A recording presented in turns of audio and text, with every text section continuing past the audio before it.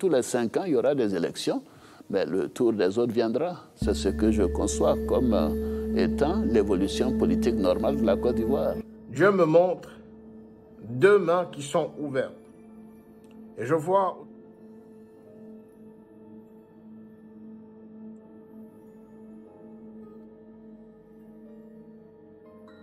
Retenez que je suis envoyé de la part du Seigneur pour vous avertir, pour vous parler, pour une dernière fois sonner la sonnette d'alarme.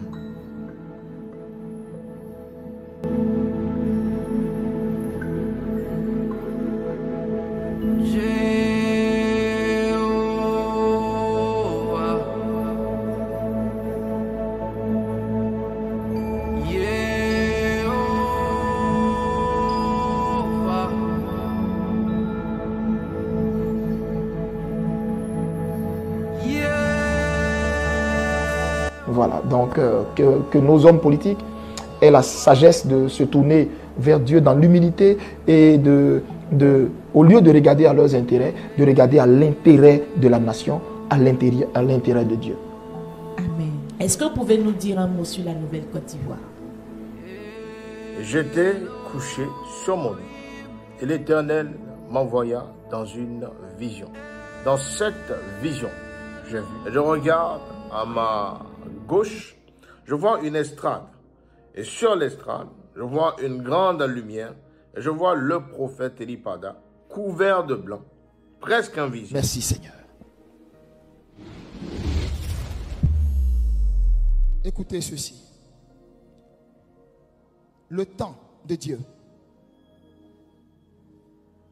pour que les ténèbres se dissipent au-dessus de la Côte d'Ivoire.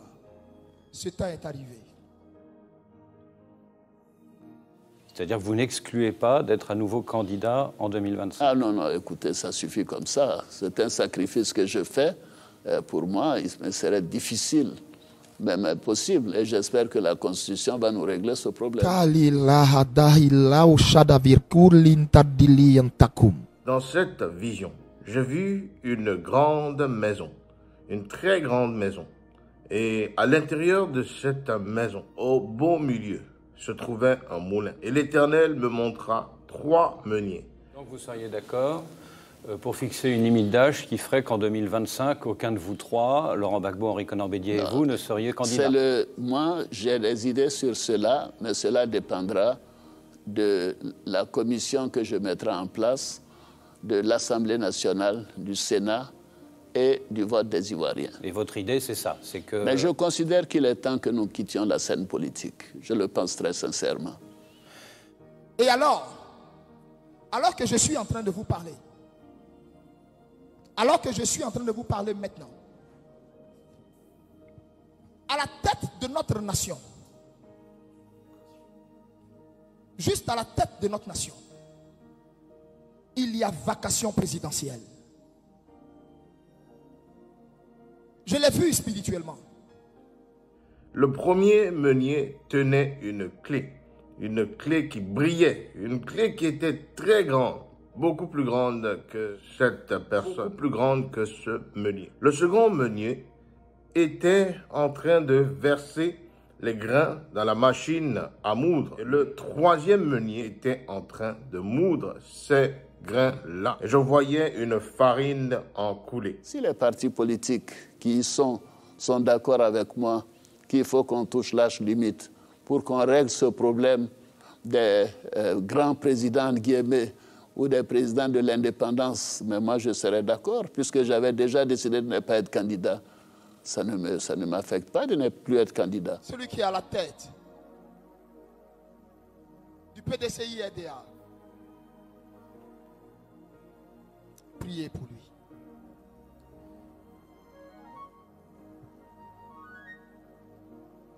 Priez pour lui. À l'extérieur, l'Esprit de l'Éternel me montre une grande foule. C'est une foule qui est en joie. Alors, Monsieur le Président, nous sommes tout proches d'une élection présidentielle à laquelle vous ne deviez pas participer. Tout à fait. Le 5 mars, vous avez annoncé que vous n'alliez pas briguer de 3e mandat, mais après le décès tragique de votre dauphin Amadou Gon Coulibaly, vous faites volte-face. le 6 août, vous décidez d'y aller. Non, pas volte-face. Est-ce que, Ouais. en prenant cette décision, Oui. on verra comment vous la qualifiez, Ouais. vous ne ternissez pas votre image Ouais, et ouais. vous ne rentrez pas dans la catégorie des chefs d'État Ouais. qui jouent un petit peu d'artifice pour se Ouais. maintenir au pouvoir. Je lui donne encore du temps.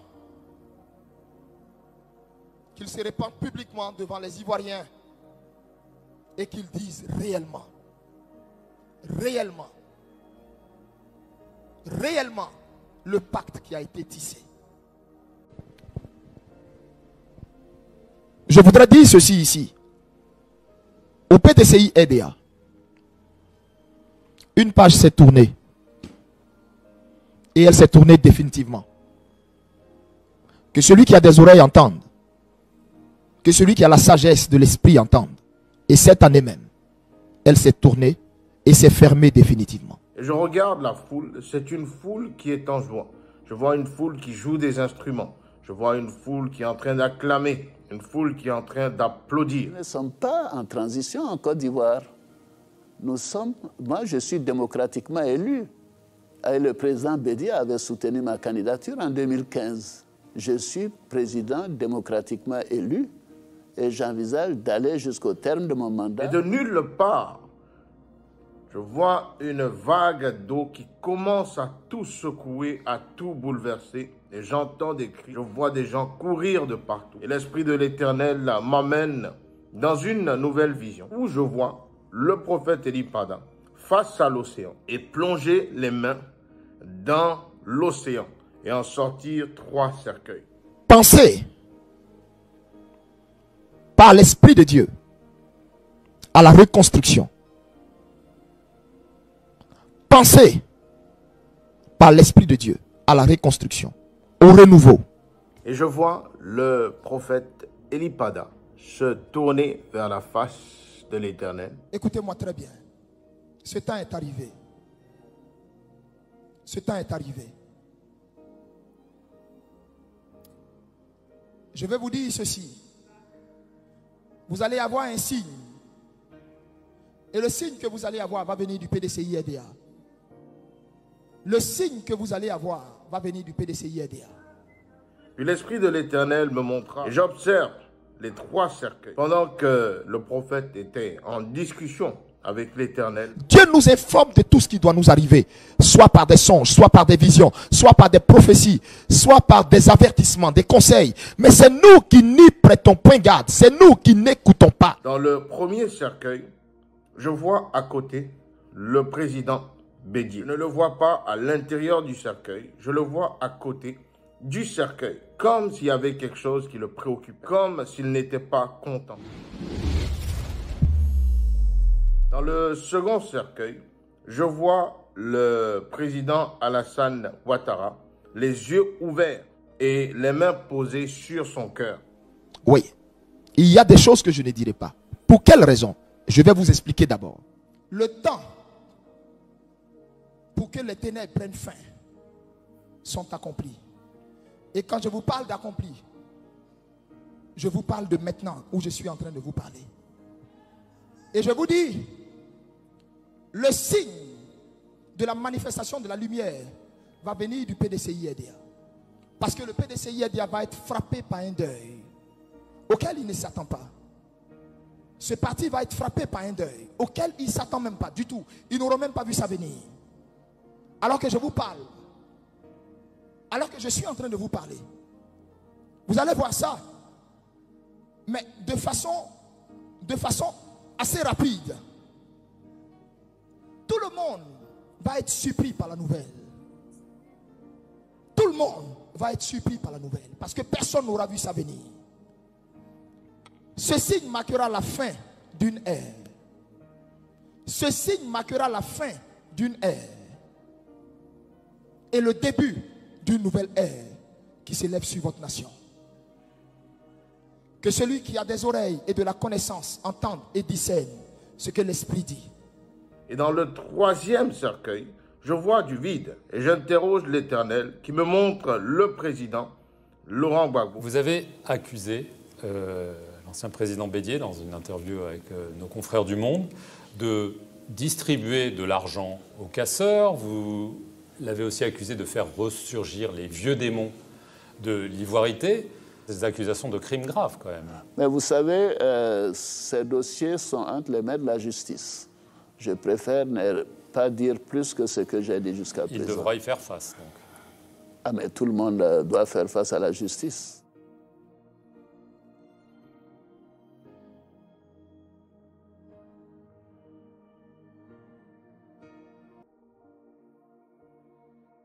Et dans le troisième cercueil, je vois du vide. Et l'Éternel me montre le président Laurent Gbagbo assis sur ce cercueil. Et je vois... Je le fais par devoir patriotique, croyez-moi. J'avais déjà pris un certain nombre de dispositions pour faire autre chose. Et là, je le fais, disons, par obligation.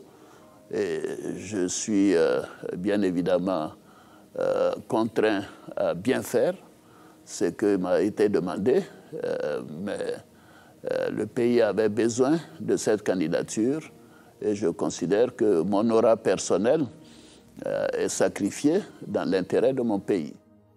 Mon esprit en 2025, et je ne suis pas en train de voir d'élection, je ne comprends pas. C'est comme si je suis en train de voir un événement qui va précéder les élections. Et l'Éternel me demande que la foule représente la population. La vague d'eau représente les changements à venir. Les trois meuniers sont les hommes politiques. Le maïs qui est à moudre et le grain qui en sort sont ce que Dieu réserve à la nation ivoirienne. Nous devons prier, frères et sœurs. Et je m'adresse à la Côte d'Ivoire. Écoute la voix de l'Éternel, ton Dieu, à travers la bouche de son prophète et de tous ces prophètes véritables dans cette nation. C'est nous qui n'écoutons pas. Et il nous arrive que des malheurs. Il arrive que des malheurs à nos nations parce que nos nations ont décidé de se foutre des prophètes, de ne point écouter la voix de leurs prophètes, de ne point écouter la voix des envoyés que Dieu suscite en leur sein. Mais vous savez, nous sommes dans un état de droit. Mon parti m'a demandé de faire le sacrifice d'être candidat, ce que j'ai accepté. Pour mon parti, mais pour surtout mon pays. Alors, pour l'opposition, ce n'est pas par devoir que vous le faites, Oui. mais par mégalomanie, par syndrome de l'homme providentiel. Mais je pense que personne ne peut dire que je sois un mégalomane, ça c'est bien connu. Ah bon, ils le disent, c'est leur opinion. La raison pour laquelle il y a des choses que je ne dirai pas, oh là, loin de moi, une quelconque idée de peur. Loin de là. Ma vie, je l'ai sacrifiée à Jésus, elle lui appartient. Et il peut en disposer comme bon lui semble. Dieu, dans sa puissance et dans sa richesse infinie, veut alerter les nations et nos nations. Le problème, les gens n'écoutent pas. Les gens n'écoutent pas. Mais fondamentalement, ce qui m'importe, c'est vraiment ma conscience et l'amour pour mon pays. Je les laisse avec leur opinion. Ce qui m'importe, c'est la Côte d'Ivoire, c'est la stabilité de mon pays et c'est le bien-être de mes concitoyens. L'élection ne doit pas être une bataille à mort, ce n'est pas nécessaire. Tous les 5 ans, il y aura des élections, mais le tour des autres viendra. C'est ce que je conçois comme étant l'évolution politique normale de la Côte d'Ivoire. Je prie ce soir que vous entendiez et vous écoutiez la parole de l'Éternel. Celui qui écoute la parole de l'Éternel se sauve. La nation qui écoute la parole de l'Éternel se guérit.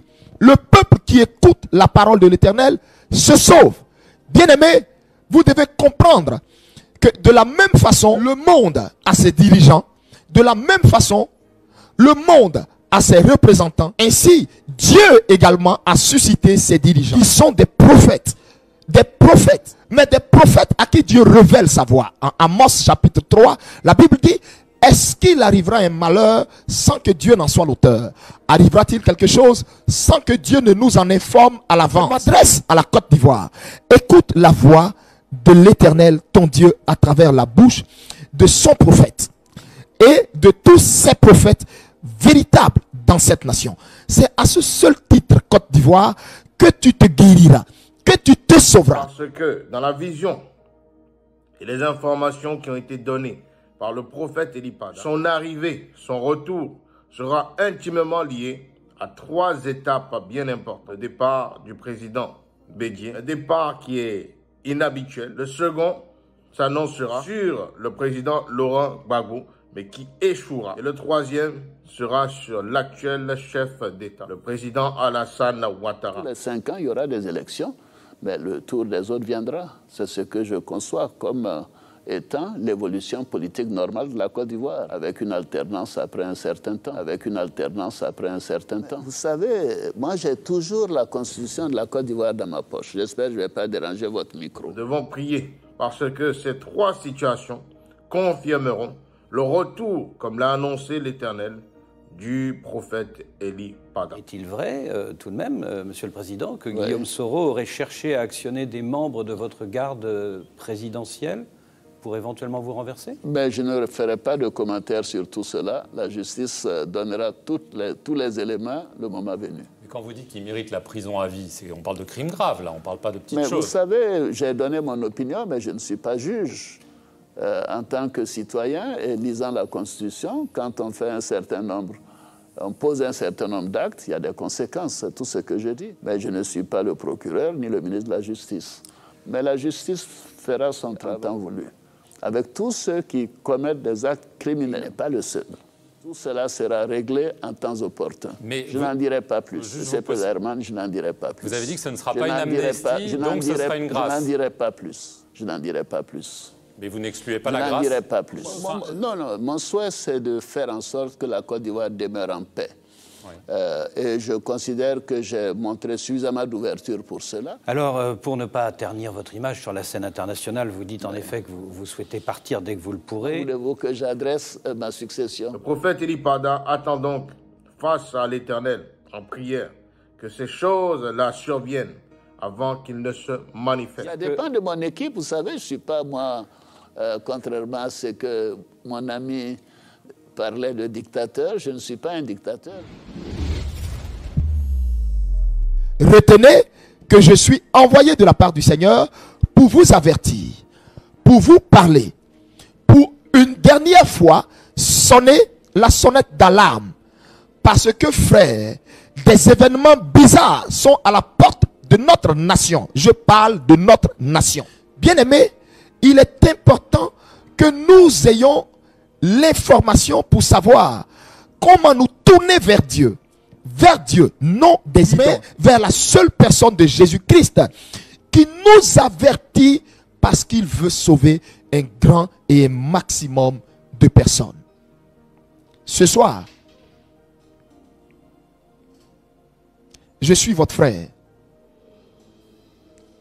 je suis votre ami, je suis votre fils, je suis votre prophète. Et dans la vision, j'ai vu l'arrivée du prophète Eli Pada comme totalement imprévu. L'Éternel m'a envoyé dans une salle, c'était comme une salle de show, une salle de réunion, une salle où les gens interrogeaient. C'était comme une salle d'émission. Et dans cette salle, il y avait beaucoup de lumière. Je voyais de très belles lumières. C'était une salle tellement éclairée. Et il y avait du monde qui s'attendait. Un peu comme s'il y avait une cérémonie importante. Et je viens de la part du Seigneur pour que vous et moi puissions savoir dans le plan, dans le conseil divin, qu'est-ce qui a été décidé. Et je voyais beaucoup de monde qui s'attroupait. Qu'est-ce qui a été décidé? Que nous ayons les cœurs tournés vers le Seigneur dans une attitude de repentance. Quiconque va prendre ces messages qui vont être donnés avec orgueil, mais rencontrera le Dieu qui m'a mandaté et m'envoie ce soir. Quiconque va le prendre avec un quelconque orgueil, une quelconque suffisance, rencontrera l'Éternel qui m'envoie. Je questionnais l'Éternel à savoir où se trouvait le prophète Eli Pada. Et je regarde à ma gauche, je vois une estrade. Et sur l'estrade, je vois une grande lumière. Et je vois le prophète Eli Pada couvert de blanc, presque invisible, à attendre un moment. Le moment de Dieu. Le moment de Papa Jésus. C'est pourquoi que l'humilité guide nos cœurs pour que ensemble nous puissions donner à Jésus-Christ toute la place qui lui revient de droit dans notre nation. Force est de le reconnaître. tous les ingrédients sont réunis pour qu'un boom, nous tous nous éclaboussent. Nous tous, vous et moi. Alors frère, je voudrais vous poser cette question, la suivante. Saurais-je des choses qui doivent arriver et dois-je me taire sous prétexte que si tu parles, ceci va t'arriver, ceci va t'être fait. Est-ce mauvais de prévenir même le méchant? Parce que même le méchant, le Seigneur l'aime. Est-ce mauvais de prévenir pour nous dire Jésus-Christ de Nazareth est amour, mais à la fois, il est un feu dévorant. Te prévenir, est-ce un défaut ou est-ce mal agir que de te prévenir? Je peux me taire, mais j'ai fait le choix de parler pour que tu ne dises pas que je ne t'avais pas averti. Son retour public sera annoncé par la manifestation des choses que lui-même il a eu à dire. Mais sa sortie publique ne saurait tarder. Je n'ai ni peur de quiconque peut tuer mon âme, et du moins de quiconque peut tuer ma chair. Je n'ai ni peur de quiconque peut tuer mon corps, ou de quiconque peut m'emprisonner ou me mettre je ne sais où. Je n'ai ni peur. Absolument pas. Mais j'ai plutôt peur de celui-là qui peut disposer de mon âme, mais en une fraction de seconde comme bon lui semble. Et si celui-là me dit parle, ne te tais pas, je parle et je ne me tairai pas. Je ne me tairai pas. Et je parlerai pour trois raisons. La première raison, en tant que fils de ce pays. La deuxième raison, en tant que citoyen de ce pays. La troisième raison, en tant que prophète, autorité ecclésiastique dans ce pays. À ces trois titres, je dois dire ce que l'Esprit de Dieu me dit de dire. Afin que nous puissions davantage glorifier le Dieu que nous servons et voir en lui la source de la vérité qui ne tarit jamais. L'Éternel sauvera mon pays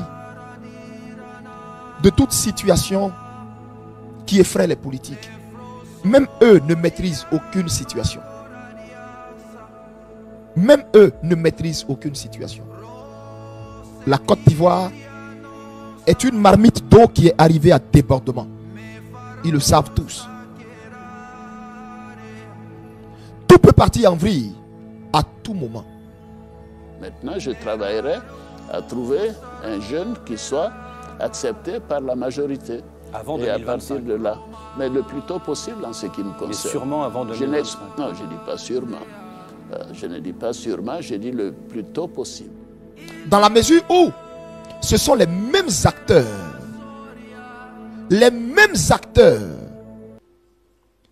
depuis la crise de 1999 qui sont toujours là. Les mêmes acteurs. Et si les mêmes acteurs se retrouvent tous sur le même sol, à l'orée d'une élection en cours, frère, qu'est-ce qui peut se passer? Qu'est-ce qui peut se passer? Que Dieu aide notre pays.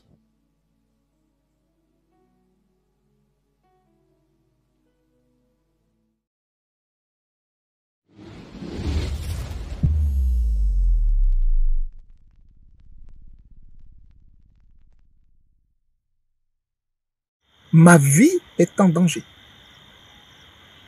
Ma vie est en danger. Qui je dérange, je ne sais pas. Qui je dérange, je ne sais pas. Tu seras devant moi, tu te tiendras devant moi dans la prière, jusqu'à ce que je te donne d'autres instructions.